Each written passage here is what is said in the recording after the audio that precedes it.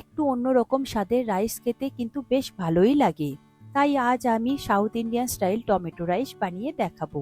খেতে কিন্তু দারুণ সুন্দর হয় আর বানানো খুবই সহজ। নামমাত্র ঘরোয়া কয়েকটা উপকরণ দিয়ে বানিয়ে নিতে পারেন।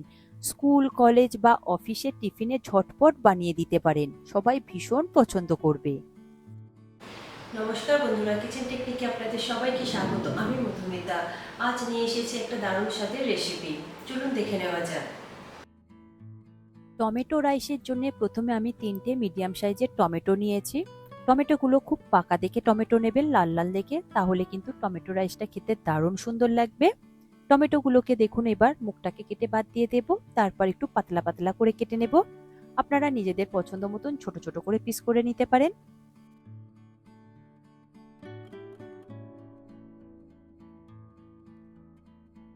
দেখুন 3টে টমেটো আমার কাটা হয়ে গিয়েছে। এরপর টমেটোগুলোকে আমি একটা প্লেটের মধ্যে তুলে নেব। দেখুন টমেটো একটা প্লেটে তুলে নিয়েছি। এরপর একটা পেঁয়াজ নিয়েছি মিডিয়াম সাইজের। পেঁয়াজটাকে একটু মোটা মোটা করেই কাটবো, খুব বেশি সরু সরু বা পাতলা পাতলা করে কাটবার প্রয়োজন নেই। দেখুন পেঁয়াজগুলো আমি একটু মোটা মোটা করেই কেটে নিয়েছি। এরপর এগুলোকে আমি একটা প্লেটের মধ্যে তুলে নেব। এরপর ঝালের জন্য নিয়েছি 2টো কাঁচা লঙ্কা, আর নিয়েছি অল্প করে একটু ধনেপাতা। আর ধনেপাতার সাথে অল্প করে একটু পুদিনা পাতাও কুচিয়ে দিতে পারেন, তাতেও বেশ ভালো লাগে। এরপর ধনেপাতাটা খুব মিহি করে আমি কুচিয়ে নেব। দেখুন ধনেপাতা কুচানো হয়ে গিয়েছে। এরপর কাঁচা লঙ্কাটা আমি চিড়ে নেব, তবে আপনারা চাইলে কাঁচা লঙ্কাটা কুচিয়েও ব্যবহার করতে পারেন। ধনেপাতা আর কাঁচা লঙ্কাটা আমি একটা প্লেটের মধ্যে তুলে নেব। এখন টমেটো রাইসের জন্য সমস্ত উপকরণ আমি রেডি করে নিয়েছি একটা প্লেটের মধ্যে, আর নিয়েছি বেশ কিছু কারি পাতা। অবশ্যই আপনারা এখানে কারি পাতাটা ব্যবহার করবেন। আর টমেটো রাইসের জন্য যেটা মেন প্রয়োজন সেটা হলো চাল। আমি এখানে বাসমতি চাল নিয়েছি, মেজারিং কাপের 1 কাপ। খুব ভালো করে আমি ধুয়ে নিয়েছিলাম, তারপর 30 মিনিট মতো জলে ভিজিয়ে রেখেছিলাম। তাতে করে চালটা খুব সুন্দরভাবে লম্বা লম্বা হবে আর ঝরঝরে হবে। আমি এখানে বাসমতি চাল ব্যবহার করেছি, আপনারা চাইলে নর্মাল চালটাও ব্যবহার করতে পারেন, ঘরে যেটা ব্যবহার করেন।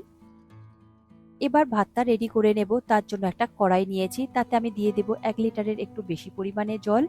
জল আপনারা সবসময় একটু বেশি করে ব্যবহার করবেন, তা নাহলে কিন্তু ভাতটা একটার সাথে একটা জড়িয়ে যাবে আর আঠালো টাইপের হয়ে যাবে, তখন ভাতটা ঝরঝরে হবে না।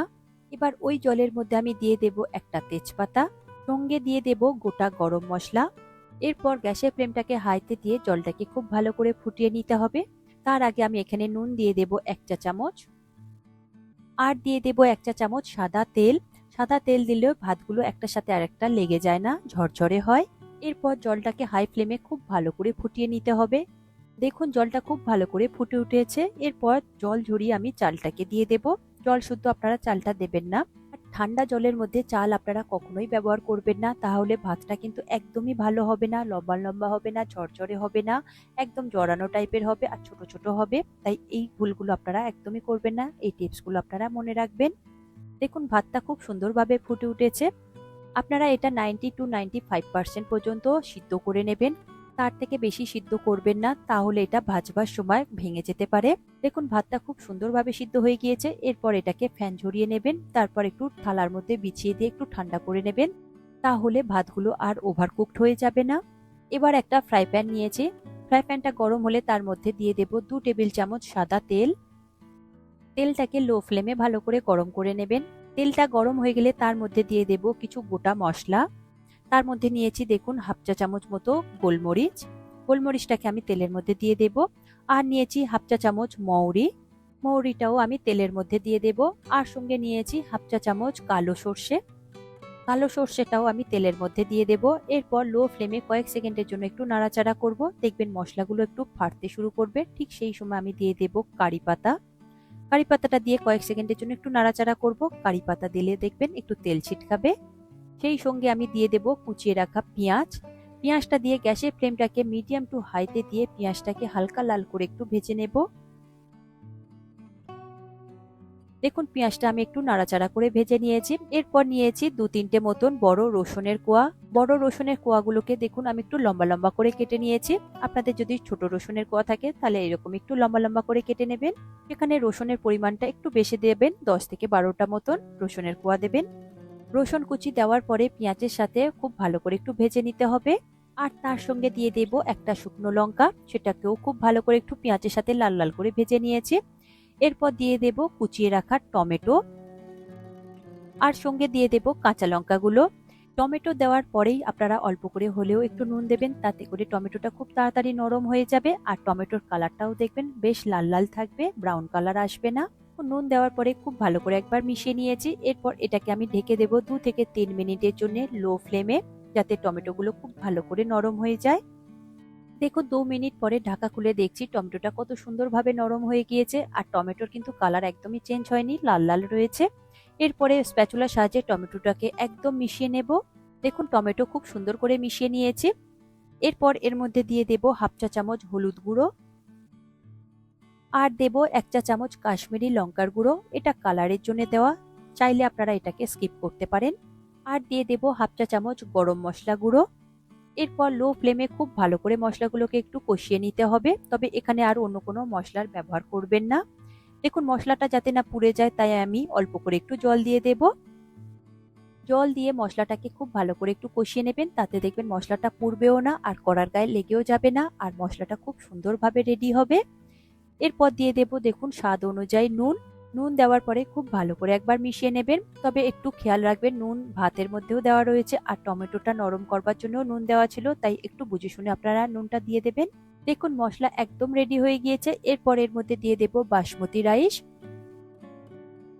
ভাতটা দেওয়ার পরে খুব ভালো করে মিডিয়াম টু হাই ফ্লেমে এটাকে মিশিয়ে নিতে হবে।